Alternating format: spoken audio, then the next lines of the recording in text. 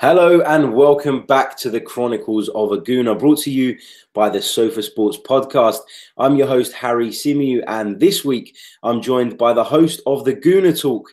It's the brilliant Tom Canton. Welcome to the show, mate. How are you? I'm good, thank you. Absolute pleasure to be invited on. Appreciate it. Good stuff. We're glad to have you, mate. Glad to have you. So we're going to talk about Arsenal's victory over Southampton. Now, Arsene Wenger made 7 changes to the side that played against CSKA Moscow, and it did disrupt our flow a little bit, Tom, don't you think? Yeah, I think it's always going to do that. It's a natural thing when you make that many changes that you expect there's going to be some sort of change over that adaptation time for the team to get used to playing with teammates they haven't necessarily been used to playing with week in, week out. But I still thought there was some really bright performances. It was great to see Nelson start. Obviously, we spoke about on the show last night that there's been a little bit of chat that the kid's not been happy with the amount of opportunities he's been given, which could obviously lead to him possibly leaving similar to what Serge Gnabry did a couple of years back. So it's great to see him get a chance. Obviously, Iwobi's come under a lot of stick recently as well. And I thought he performed particularly well. A couple of mistakes here and there, but you expect that when a player's been out of the limelight for a bit. But I think it's good for a player like Iwobi, who's been taken out of it for a bit, to be able to recharge his batteries and come back in and really perform well. But overall, we got the job done, and that's the most important thing. That's right. That's right. The 3 points is all that matter, isn't it, at the end of the day? The visitors opened the scoring on 17 minutes through Shane Long. But you have to question what on earth Mustafi was doing there. I mean, surely as a defender, you've just got to put your foot through that and get rid of it. Yeah, he's one of those guys, and I defend him a lot because I like him. I saw what he did in Spain with Valencia, and it was always positive. And when we signed the guy, I was like, this is a really good sign. We've finally got one of those established centre-backs that's going to be in the back line for years to come. But since coming to England, it has always been like he's got this error in him. And yesterday that showed that just the confusion. It reminded me back to the League Cup final a few years ago with Szczęsny and Koscielny and the mix-up they had, the let Aubameyang Martin score, which it's one of those cases where if he doesn't hear a call from his goalkeeper, he's got to go for it. If he leaves it, it's only going to be based on a call from the goalkeeper, which clearly didn't come. What annoyed me most was his reaction after it went in, that he looked to blame Czech. Now, for me, if you're in that situation and you've made that error, as a professional, you need to take responsibility for that, not look for placing blame elsewhere. Yeah, I totally agree. And that was one of the things I was saying last night. I was furious that he turned around towards the goalkeeper as if to say, we do, mate. When in actual fact, Mustafi just has to deal with it. And he didn't seem to be aware of Long's presence as well, which is worrying because as a centre-back, I was always taught, as a kid, and I never played centre back, but from what I'd hear, you should be side on so you could see what is going on around you and then deal with the danger accordingly. But Shkodran Mustafi for me just seems to make too many of these errors. He's either brilliant or he's awful, and there doesn't seem to be an in between, and that concerns me because at the moment, I just don't feel we can rely on him. And with Koscielny sort of having so many injury problems at the moment and being unable to stay fit, there's, Mustafi's our most senior centre-back. And for me, that's worrying. Yeah, I think it's simply a case of we've got a back line which needs a massive overhaul, and that includes the goalkeeper, to be honest. I mean, whilst I'm a huge fan of Czech, and I think that he has games where you can do really well, he isn't getting any younger, and it's going to be a case where we do need to replace him. With what's being reported, our budget in the summer, I don't see where we've got these resources to be able to change anything that drastically. I mean, we're going to have to stick with Mustafi, in my opinion, as the guy going forwards, and hopefully he can improve. Koscielny is going to need replacing. And this whole Hector Bellerin stuff that goes on these days, who knows what's going on with the Spaniards? So it's going to be a massive overhaul needed. It's just my question whether we have the resources or not to be able to do it. Yeah, that's right. That's always the big question mark, isn't it? Because, we can say what we like and we're always linked with everyone under the sun. But if the club aren't willing to lay that sort of money on the table, then it's a problem. Anyway, it was Pierre-Emerick Aubameyang who levelled things. And that was his 6th goal in 7 Premier League games, if I'm not mistaken. He's taken to life in the Premier League like a duck to water, hasn't he? What have you made of his early performances? Yeah, I'm still starstruck, to be honest, to see him on the Arsenal pitch with that shirt on, because a couple of years back when we were linked to him, I was like, there's no chance. He's wanted to go to Real Madrid for years. I thought that's where he's going to end up. So the fact that we got him in January was such a massive coup for us and such a needed signing based upon the feeling around the club. And since he's done that, he's performed really well. And I felt sorry for him in the first few games because obviously we weren't in the best of form. The game in which he scored against Brighton and we obviously lost was should have been a massive sort of a dent to his confidence. But since then, he's just kept on going. And I think that it's helped with the fact that Ozil's come to more of top form in his game as well, which has allowed Aubameyang to be more prolific. Even Danny Welbeck's contributions and obviously what we saw in the last game where he gave the ball to obviously Lacazette to take that penalty just shows that he's really integrated well into the team and he's made some friends and he's using that to help other players in the team, which is fantastic. He knows his responsibility is set in the league and he knows he can't play. And he's spoken about his frustrations of this rule, which now, funnily enough, is changing for next season in the Europa League, which is annoying for us, but we just have to get past that. But the fact that he's willing to take one for the team, take one for himself, and pass that responsibility on to Lacazette does show the camaraderie within him. And I think that's helping him score goals as well. Yeah, definitely. He's an exciting player. He's explosive at times. You know, for me, I must admit, in his first few performances, and maybe I was being a little bit overly critical, but I thought he was in and out of the game a little bit too much. But that's something that I could say about Lacazette over this season as well. And I'm starting to come to the realization that perhaps it's the way we play. And, you know, when we're not playing very well, our centre forwards are very isolated. And hopefully, you know, we can see that pick up. What about the possibility of them both playing together? Would you like to see that? I think I'd love to see that. It's just a case of working out how that actually works. I think it's going to be a case where, at least under the current management, we're not going to see a system with two strikers out and out. It's going to be a case of seeing one of them push wide. And what it seems to be the case is when they are playing together on the pitch through a substitution, Aubameyang is pushed to the left-hand side and then Lacazette goes up top, which I'm okay with because I know that Aubameyang has played in that position a lot throughout his career. He's played on the left, he's played on the right at Saint-Etienne and Dortmund. And so the fact that now we're seeing him play with a Lacazette, I think it is really good. You can see, I mean, we build up so much hype around social media these days, but seeing them in photos together and having a good time in training, it's important that strikers, if they're going to play together, build up that personal relationship between each other and that likability for each other. Because we know we've had problems in the past with players like Alexis who clearly didn't get on that well with other teammates. And I think that ultimately towards the end of his Arsenal career and even into his Man United career now, that's having a long-lasting effect. Yeah, totally agree. Totally agree. And Wenger's been quite vocal about the fact that Aubameyang can play from the left flank, hasn't he? He's taken every opportunity in the recent weeks to get that into his press conferences. So that'll be interesting to see how that situation develops. So Danny Welbeck then fired us in front. His deflected effort found its way into the back of the net. Now, I've been extremely critical of him over the years, and I've described him as a blunt knife on numerous occasions. Yeah. But having said all of that, he did score twice yesterday and he does deserve some credit. What did you make of his performance overall? I thought he was energetic. I thought that he really wanted to win the game. I thought it was one of his performances where he really showed he really likes playing for Arsenal Football Club and he wants to give all for it. He was running back, he was tracking back, he was tackling in our own half. And he clearly is a player that wants to prove not only that he's good enough for Arsenal, but to get into that England squad for the World Cup as well. I think that's something that's really important to him. We've seen the striking problems England have, Harry Kane's injuries, which could be a doorway for him. And obviously the lack of reliability of other strikers in the England squad as well could lead him to go forward. But going back to the original question to do with Arsenal, I think that he's a player that when he was signed was someone which straight away fans were on his back because it wasn't the signing that people wanted. It wasn't an inspiring signing. It wasn't a world-class signing. But we had just signed someone from Manchester United and someone that they really highly rated and someone that Mourinho came out and said were he the manager at the time, he never would have let the guy go. So the fact that we got him, I think that we needed to get behind him more than we did originally. And we were always, ever since he signed, pining for that next £50 million striker, which eventually came with Lacazette. And even when we got that striker, it turned out we didn't play the system which suited the guy as best as we could have. So Welbeck's made the best of a bad situation for himself. And I think he hasn't covered himself in massive amounts of glory in some of his performances in the scuff shots that he takes. And I think that comes down to lack of confidence more than lack of ability.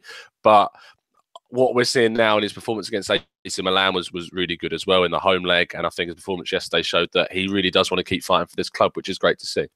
Yeah, of course. And I think one of the things that has to be said about Danny Welbeck is you can never question his commitment. That's one thing, you know, I'll always give him. I've been critical of him as a footballer. I think at times he's not quite technically good enough. I think he lacks a little bit of brain sometimes in the situations he finds himself in. Style. Yeah, that's it. Yeah. That's it. Exactly. But you know what? It's hard to get on someone's back when you can see that they're giving 10 out of 10 in terms of effort week in, week out. And so I'm glad that Danny Welbeck is around the club. I think he's a fantastic squad player. He's versatile. He can play through the middle. He can occupy those wide positions. And when he does, he's still willing to get back and help out in a defensive capacity. So for me, Danny Welbeck is a brilliant squad player. Glad he's at the club. Not sure he's a starter. But you know what? How many starters can you keep happy these days? So I guess you need players like that. Would you have, if I said to you at the start of the season, would you have rather seen Danny Welbeck go out on loan or Lucas Perez go out on loan? Who would you have kept at the club?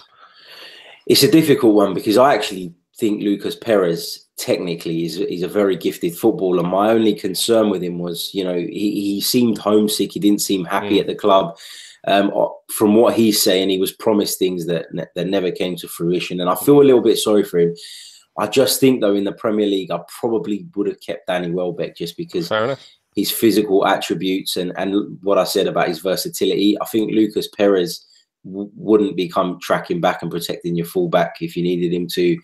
I don't think Lucas Perez fancied the physicality of the Premier League. And so, you know what, Lucas Perez has gone back to Deportivo. He's on loan there at the minute, and he's not really got going. He scored a goal the other day, which ended a really long drought. So I'm not too concerned about that one. I probably just about would have kept Welbeck. What about yourself? Would you? I said it's a really tough one. And people know my allegiances towards Spanish players, but I see the points with Welbeck. I think that when it comes down to it, because Welbeck can play in a wider berth as well, and we've really needed that season after letting Theo Walcott go and seeing Oxlade-Chamberlain go as well. I think logistically speaking, it made sense to keep Welbeck, but I always had that affinity towards Lucas Perez because in every game he was so good for us when he played, and he kept on performing and kept on scoring goals, but it just was never enough. So, yeah. I mean, I was glad to see him go back to Spain. It's a shame it went back to Deportivo because they're a team lacking in a lot of quality, and it showed that when he got the right deliveries and chances, he did put them away. So I'd like to see him succeed in the future. Yeah, fingers crossed he does, and maybe he'll return one day. Who knows? Who knows? Even at 2-1, though, I don't think there was an Arsenal fan on earth who felt as though this game was over. And our soft centre was exposed again when Callum Chambers was involved in the Saints' equaliser. Now, this is a debate that I've had many times over, and I personally don't think that Callum Chambers is good enough for Arsenal. I've said that from day one. I think Callum Chambers, like many players, gets a lot more leeway because he's a prospect for England, and I think that's the case here. His mistake led to the sort of build-up of the goal. Eventually, Cedric got into the box, beat a couple of men, and put a cross in for Austin. Now, do you think that Callum Chambers is good enough to hold down a place in this Arsenal team?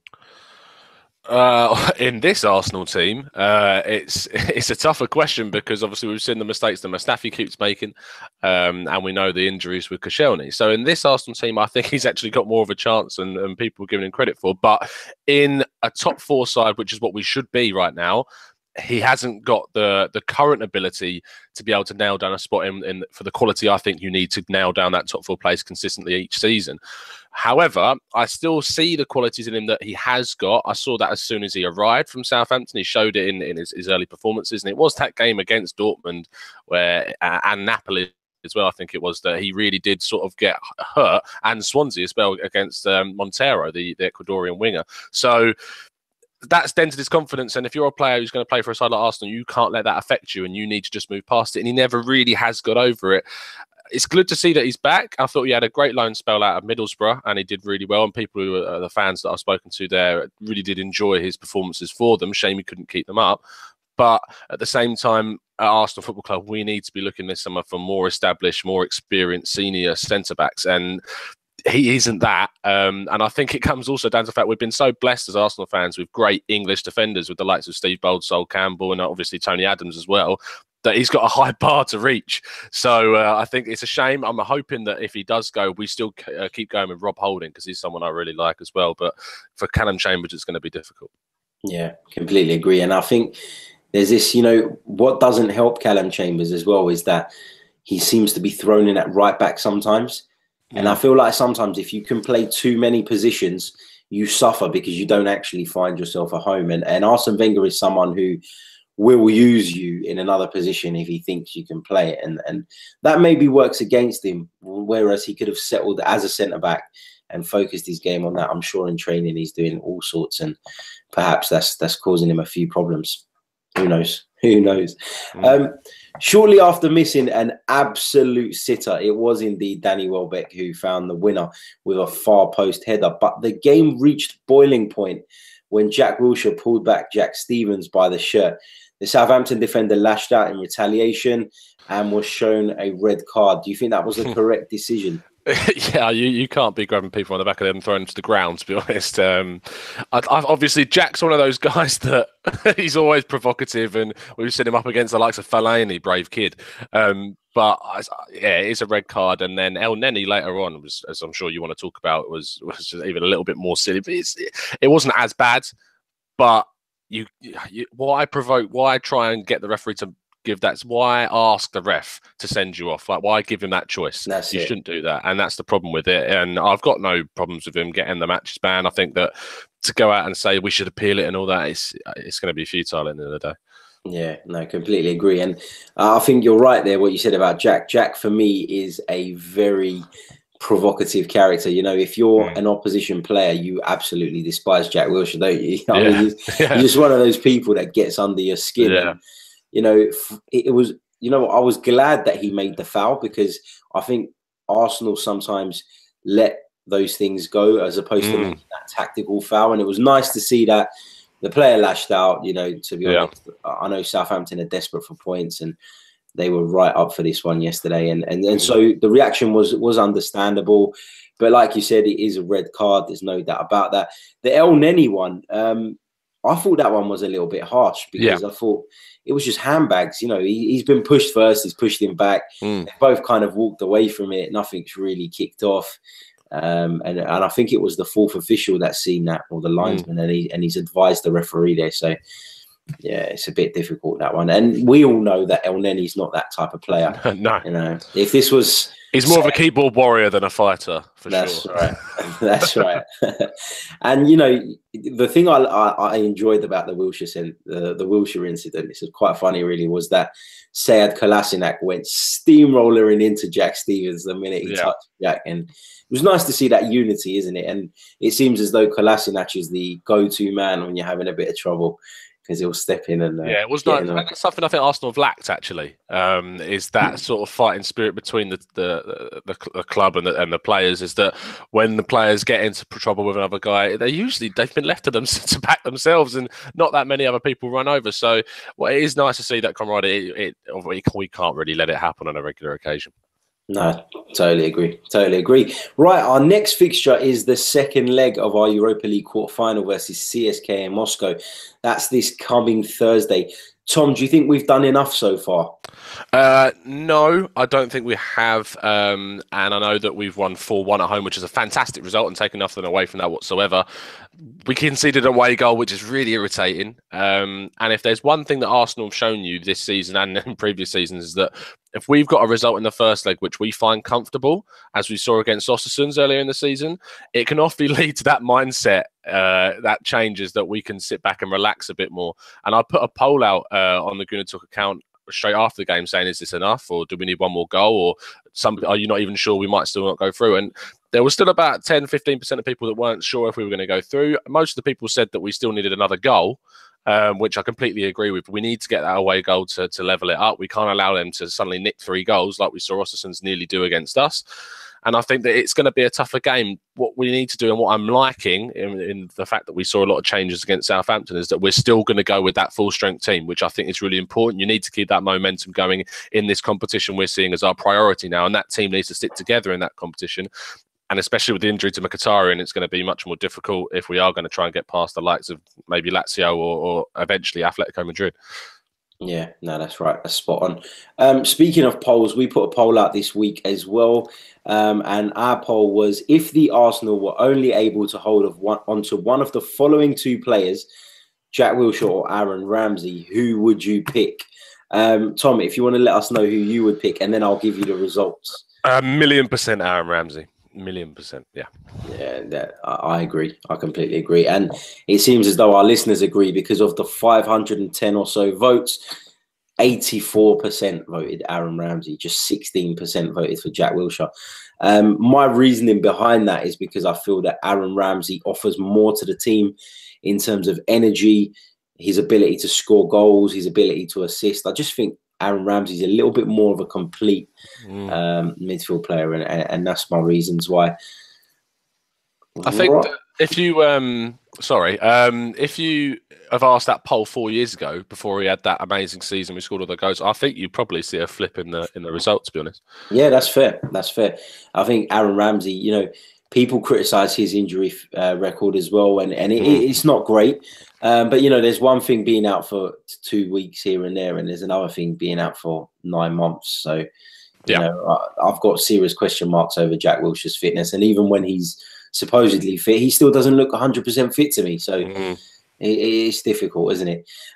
Tom, thank you very, very much indeed for joining us. Do you want to tell us, our listeners, how they can follow you, how they can follow your show, and where they can watch it and listen to it? And obviously, my name's Tom. I'm on Twitter at tcanton94, and the Gooner Talk TV on Twitter as well, which you can just find on YouTube. I type in the Gooner Talk, and if you go on Wednesdays, TalkSport 2 with Hugh Wizzy as well. I've started that up as well, so that's quite a cool program I'm doing at the moment.